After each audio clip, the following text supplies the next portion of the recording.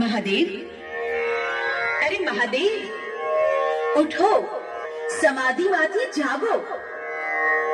महादेव जागो અને આંખ ખોલો। જ્યારે જો ત્યારે સમાધિ સમાધિ અને સમાધિ આમ હોય કાય। ઓહો, બોલો સતી પાર્વતી, મને સમાધિમાંથી જગાડવાની એવી તો શું જરૂર પડી? શું જરૂર પડી? અરે મહાદેવ, તમે મારા પતિ છો અને મારા પતિ હોવાને નાતે તમારી ફરજ થાય કે મારા મનની ઈચ્છાઓને પૂરી કરવી। સતી, સતી મેં તમારી કઈ ઈચ્છાઓને પૂરી નથી કરી એ તો કહો, અને હું મારી ફરજમાંથી ક્યાં મોહ કર્યો? મેણા મારોમાં પાર્વતી। તો સાંભળો મહાદેવ, તમે મારા પતિ છો અને પતિ પાસે પત્નીની કોઈ પણ અપેક્ષા હોય એ અપેક્ષા પૂરી કરવી તે તમારી પ્રથમ ફરજ બને છે। સતી, હું તો ત્રણેય લોકનો પતિ છું, સમગ્ર જીવની અપેક્ષા કરું છું, તો તમે તો મારા અર્ધાંગીની, બોલો શું પત્ની? ત્રણ લોકના પતિ પછી પેલા મારા પતિ છો એ ના ભૂલતા। મારા સપના અને મારા અરમાનને પૂરા કરવા એ તમારી પ્રથમ ફરજ બને છે, એ ભૂલી ન જાઓ નાથ। ફરજને ભૂલી જાઓ તો જગત કે તમે કે ત્રણેય લોક મને મહાદેવ ન કહેતા હો પાર્વતી। તમે ત્રણેય લોકના નાથ હો તો પછી આમ સમાધિમાં બેસીને તમે કોની સાધના કરો છો? તમે તો ખુદ મહાદેવ છો પ્રભુ। સતી પાર એ વાત તમને અત્યારે નહીં સમજાય, પણ આજે પૂછ્યું છે તો જણાવી દઉં। સાંભળો સતી, હું ત્રણેય લોકનો દેવાધિદેવ મહાદેવ એ વાત ખરી, પરંતુ જ્યારે હું સમાધિ સાધું છું, સાધનાના ઓથારમાં હું ખુદ સિંહ બની જાઉં છું। સમાધિનો અખંડ આનંદ મને સિંહ બનાવી દે છે સતી, અને તે અવસ્થામાં હું તમને જોઉં ત્યારે તમે પાર્વતી નથી હોતા સતી, ત્યારે તમે મને એક શક્તિ સ્વરૂપે દર્શાવો છો। સંપૂર્ણ બ્રહ્માંડમાં સંપૂર્ણ અંધકાર, અને એ અંધકારમાં બે વસ્તુ પ્રકાશે છે, શિવ અને શક્તિ। શિવ અને શક્તિનો મહિમા તમને સમજાવવાનો સમય હજી દૂર છે દેવી, માટે કહો અત્યારે મને સમાધિમાંથી જગાડવાનું કારણ? તો સાંભળો મહેશ્વરી, મેં સાંભળ્યું છે કે પૃથ્વી લોક ઉપર અત્યારે નવરાત્રીનો મહિમા ઉજવાઈ રહ્યો છે, અને એને નિરખવા મારા અંતરમાં અભરખા જાગ્યા છે। એક પતિ તરીકે મારા ઓરતા પૂરા કરવાની તમારી ફરજ થાય કે નહીં? સતી, પર વસતા દૈત્યો દેવલોક પર કબજો કરવા, દેવો દાનવો પર અત્યાચાર કરી રહ્યા છે, એ જોઈને પછી મારી સાથે કોઈ જીદ તો નહીં કરો ને સતી? ના મહાદેવ ના, નહીં કરું જીદ। જાઓ, આ મારું વચન છે। તો હાલો સતી પાર્વતી, તમારી જીદને પૂરી કરવા આપણે પૃથ્વી લોક પર પ્રયાણ કરીએ।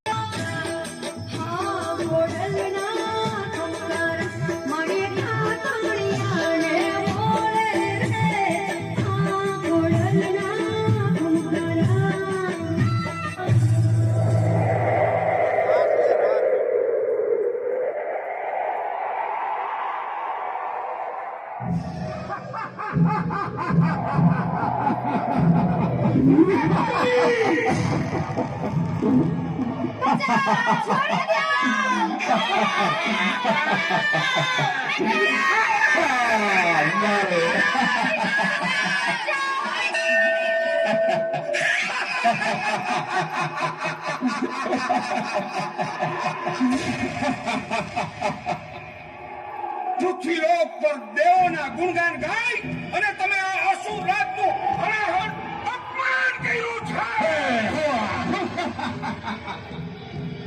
મને માફ કરો અસુરરાજ, હવે હું કદી દેવોના ગુણગાન નહીં ગાઉં.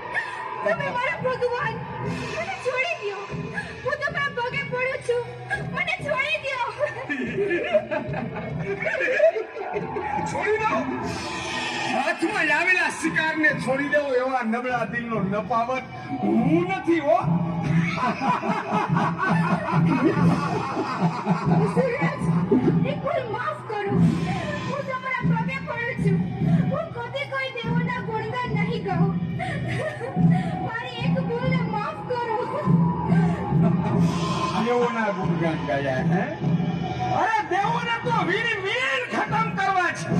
અને લોકમાં હવે દેવોનું નહીં પણ અસુરોનું સામ્રાજ્ય સ્થાપવું છે. અને તમે એ દેવના ગુણગાન ગાવ છો?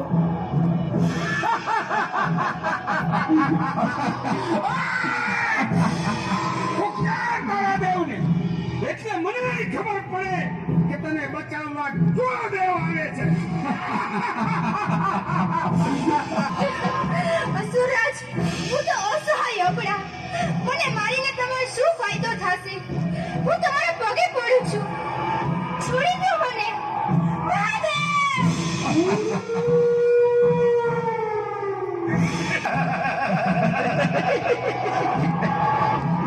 મહાદેવ, અરે તારા મહાદેવ અને તારી પાર્વતીને પ્રાર્થના કર કે અવની ઉપર આવી અને આ રક્તબીજના પંજામાંથી તને છોડાવી જાય. હું એ જોઉં તો ખરો કે કેવો છે તારો મહાદેવ.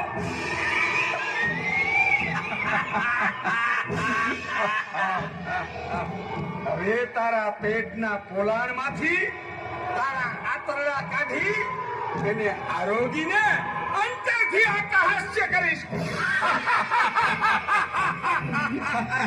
મા પાર્વતી! મહાદેવ!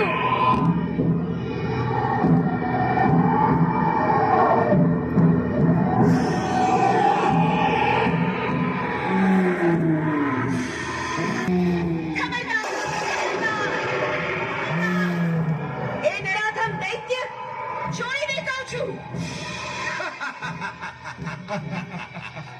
છોડી દઉં?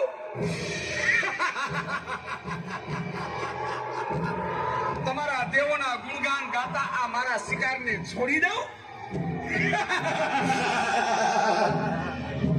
એ પાર્વતી, તને વળોવતા મને વાર નહીં લાગે હો. રક્તબીજ! આ બિચારી અસુર દેવોના ગુણગાન ગાતી આ ગગડું વાળાએ તારું શું બગાડ્યું તું કે તે એને મારી નાખી? અરે પાર્વતી, મારા હાથમાં આવેલા શિકારને તારો શિવ પણ છોડાવી નહીં શકે. એ તને ખબર છે? રક્તબીજ, હવે તારું નહીં પણ સમગ્ર અસુર કુળનો નાશ કરવાનું ટાણું નજીક આવી ગયું છે. રાક્ષસ!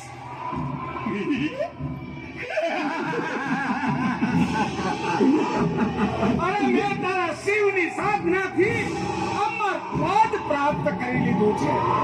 એટલે તું તો શું પણ તારો મહાદેવ પણ મારો વાર વાકો કરી શકે એમ નથી.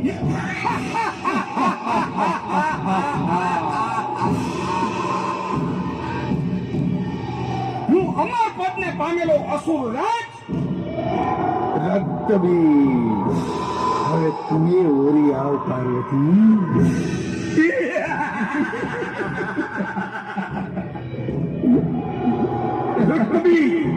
પાર્વતીનો પ્રકોપ તારા પ્રાણ છે ઈ પેલા તારી ઘોડાઈ ભાડી અને ભાગતો ખા દોષ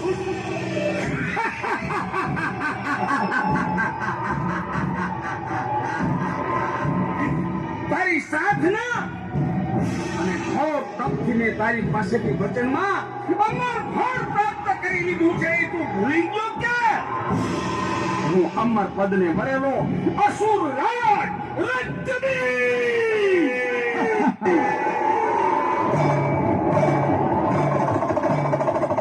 દેવો વચન આપતા પહેલા 100 વાર વિચારીને વચન આપે છે જે તને વચન અને અભય વરદાન આપ્યું છે તે શિવ સ્વરૂપે આપ્યું છે. હવે હું તારો વિનાશ કરવા કાર નહીં પણ મહાકાળ સ્વરૂપ ધારણ કરી અને તારો ભાવની પક્ષી અંત લાવીશ. હવે મહાદેવ તું મને મારીશ મને અરે મને મારવા તું કાળ બાણ કે મહાકાળ એનાથી મારા અભય વરદાનને ઊની આંચ પણ નહીં આવે.